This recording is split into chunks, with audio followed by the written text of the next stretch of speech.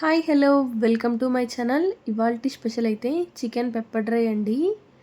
మా ఇంట్లో అయితే చికెన్ పెప్పర్ డ్రై చేస్తే వేరే ఎన్ని కర్రీస్ ఉన్నా పెద్దగా పట్టించుకోరండి. మా ఇంట్లో ఒక గ్యాంగ్ ఉంటుంది.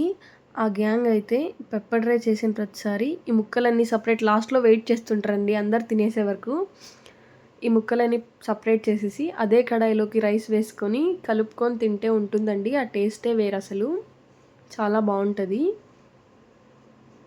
చూస్తున్నారు కదా అసలు ఎంత బాగా వచ్చిందో పెప్పర్ డ్రై అయితే. ఇప్పుడైతే ప్రాసెస్ చూసేద్దాం రండి. ఒక కడాయి తీసుకొని అందులో కొద్దిగా ఆయిల్ వేసి కరివేపాకు, పచ్చిమిర్చి, ఆనియన్స్ బాగా వేయండి పెప్పర్ డ్రైకి, అప్పుడే టేస్ట్ బాగుంటుంది. నేనైతే ఒక కప్ ఆనియన్స్ వేసాను. వేసి లైట్ బ్రౌన్ కలర్ వచ్చే వరకు బాగా ఫ్రై చేసుకోండి. ఇలా ఫ్రై చేసుకున్నాక వాష్ చేసి పెట్టుకున్న చికెన్ని కూడా ఇందులోకి వేసేసి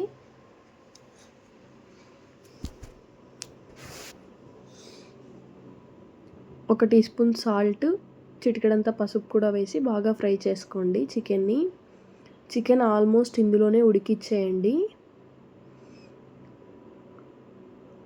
ఇలా బాగా బాయిల్ చేసేసుకోండి.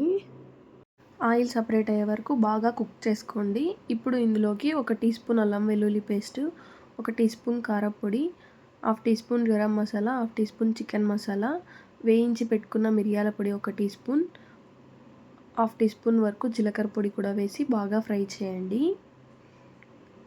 మీకు ఇంకాస్త డ్రై కావాలంటే ఇంకా ఒక 5 మినిట్స్ ఫ్రై చేసుకోండి. లాస్ట్లో కొత్తిమీర వేసేసేయండి. అంతే అండి, చాలా ఈజీగా పెప్పర్ డ్రై అయితే రెడీ అయిపోయింది. ఈ వీడియో మీకు నచ్చినట్లయితే లైక్ చేయండి, షేర్ చేయండి, సబ్స్క్రైబ్ చేసుకోవడం మాత్రం మర్చిపోకండి. ఇలాంటి మరిన్ని వీడియోస్ కోసం కమెంట్ బాక్స్లో కమెంట్ చేయండి. Thank you. బాయ్.